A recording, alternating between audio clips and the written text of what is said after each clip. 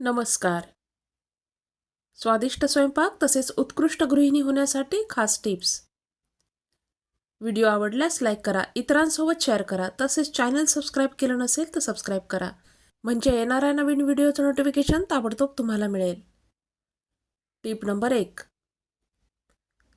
नाचणीची भाकरी बनवताना त्यात थोडे तांदळाचेही पीठ मिक्स करावे. जर तुम्ही फक्त नाचणीच्या पिठाची भाकरी बनवत असाल तर ती थोड्या वेळानंतर कठीण होते. अशा वेळी त्यात भाताची पेज किंवा उकळलेले पाणी घालून पीठ मळावे. Tip number 2. स्पेशल एखादी भाजी करायची असेल तर कमी तेलात भाजी बनवा व भाजी शिजल्यानंतर तुपात अगर तेलात फोडणी करून लाल मिरची लसूण घालून ही फोडणी वरून ओता. असे केल्यास भाजीला रंग छान येतो. Tip number 3. उन्हाळ्यात भाज्या लवकर सुकतात. अशात फ्रीज नसेल तर भाज्या टिकवून ठेवणे फारच कठीण होऊन बसते. अशा वेळी भाज्या परातीत पसरून त्यावर ओला कपडा ठेवावा. कोथिंबीर, पालेभाज्या पितळेच्या डब्यात ठेवल्यास त्या जास्त चांगल्या राहतात. Tip number 4. बऱ्याच वेळा भात, पुलाव, खिचडी भांड्याला आतून लागते.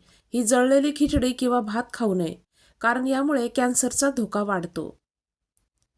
Tip number 5. आठवड्यातून एकदा खोबरेल तेलात कांद्याचा रस मिसळून केसांच्या मुळांशी मालिश केल्यास नवीन केस उगवायला सुरुवात होते. Tip number 6. हिरड्यांना सूज आली असेल, हिरड्या दुखत असतील तर मीठ व मोहरीचे तेल एकत्र करून हिरड्यांवर हळूवार चोळल्यास व त्याचसोबत दिवसातून 2दा मिठाच्या कोमट पाण्याने गुळण्या केल्यास बराच आराम मिळतो. Tip number 7. मानेवर कोणत्याही तेलाची मालिश केल्यास शरीरात असणारी सुस्ती निघून जाते. त्यासोबतच योग्य व्यायाम, योग्य आहार घेणे गरजेचे आहे. तेलकट, मसालेदार पदार्थ खाणे बंद करावे. Tip number 8. गरमागरम भाकरी किंवा चपातीसोबत दही अजिबात खाऊ नये. दही थंड असल्यामुळे गरम व थंड पदार्थ एकत्र घेतल्यास पोटाच्या समस्या निर्माण होतात. Tip number 9. कोणताही आंबट पदार्थ खाल्ल्यानंतर पाणी पिऊ नये. त्यामुळे आतड्यांना सूज येते. Tip number 10. थंडीच्या दिवसात आपण आल्याचा शक्य तितका वापर करतो. आले गरम असल्यामुळे खोकला, सर्दी यामध्ये आराम मिळतो. परंतु आता उन्हाळा सुरू होतोय, त्यामुळे आल्याचा प्रमाणातच वापर करावा. आल्याच्या भरपूर वापरामुळे पोटात जळजळ होणे वगैरे अशा समस्या होऊ शकतात. Tip number 11. श्रीखंड, बासुंदी, पुरणपोळीचे पुरण आदल्या दिवशीच बनवून ठेवावे. हे पदार्थ आदल्या दिवशीच बनवून ठेवल्यामुळे ते छान मुरतात व स्वादही छान येतो. Tip number 12. चांदीची जोडवी किंवा पैंजण पायात घातल्यामुळे हाडे मजबूत होतात. शिवाय पती-पत्नीचे नाते मजबूत होते असे म्हणतात. Tip number 13. गरम दूध पिल्यानंतर ताबडतोब पाणी पिऊ नये. त्यामुळे खोकल्याचा त्रास होऊ शकतो. Tip number 14. एकामागोमाग एक अशा शिंका येत असतील तर थोडासा हिंग हातावर घेऊन त्याचा वास घ्यावा. असे थोडा वेळ केल्यास शिंका बंद होतात. Tip number 15. लोणचे बनवताना कैऱ्या, आवळे, गाजर, करवंदे चांगल्या प्रतीची घ्यावी. त्यावर डाग असतील तर अशी फळे लोणचे बनवण्यासाठी वापरू नये. त्यामुळे लोणचे लवकर खराब होते. Tip number 16.